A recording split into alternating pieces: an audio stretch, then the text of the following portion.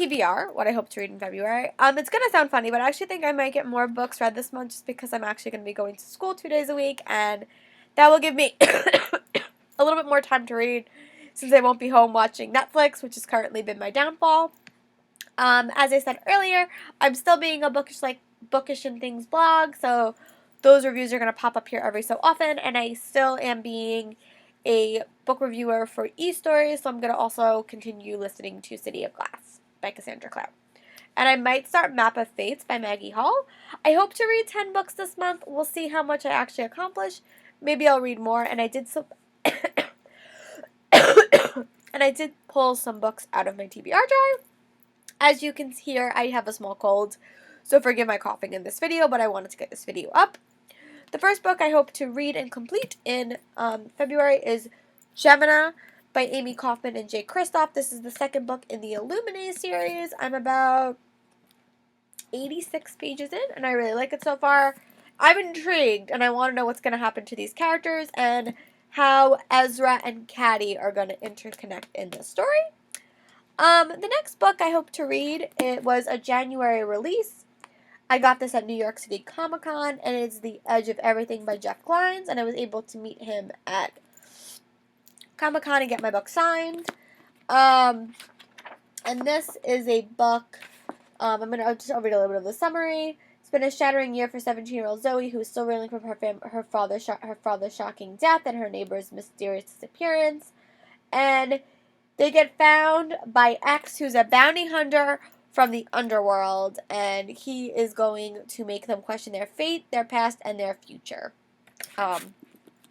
So yeah, I'm very excited to read this, and this came out January 31st, 2017. So hopefully I'll get to read this and let you know my thoughts. The next book that I want to read in January is Roseblood by A.G. Howard. This was the Owl Crate book for January. But I got this as another arc at Comic-Con, and it is a Phantom of the Opera retelling. I've heard really good things. This cover is simply gorgeous. I love this cover. So this might be an arc I actually wind up keeping just because I really like this color, and it is a standalone. Then the next book I want to read is my December Owl Crate, which is Of Fire and Stars by Audrey Coulthurst, and this is a it is a fantasy story with an LGBT lead, so I'm very excited to read this as well. I've heard very, very good things about it, and I need some diversity in my reading. These last 3 books I pulled out of my TBR jar.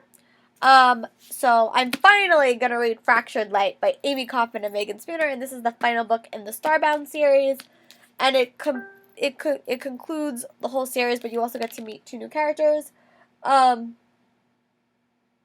Gideon and Sophie.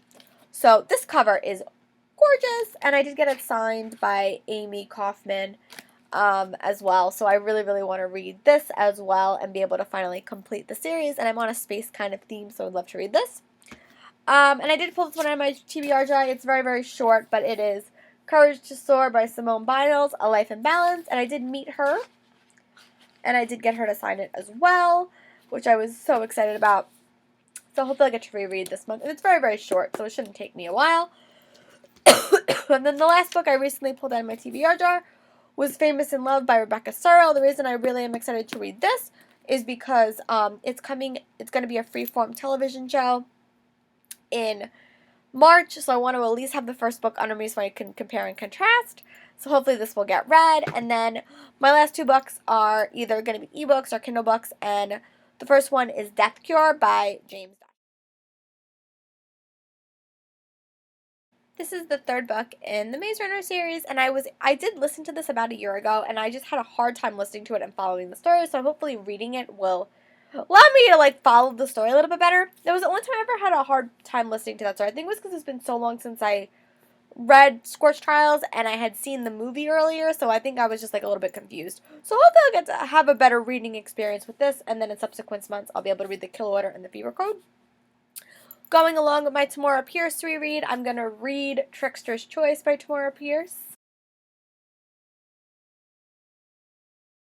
This book is only a 2-book series, and it follows one of Alana's daughters, and from my friends who's running the book club, She says it has a lot of government political intrigue, which I'm very, very excited to read about, and I really, really love Lady Night, so hopefully the political intrigue continues. These are all the books I hope to read in the month of January. I'll be sure to give you guys periodic updates, including on my book club blogs and on here. But I hope you guys are having a great day, and I'll talk to you guys later. Bye!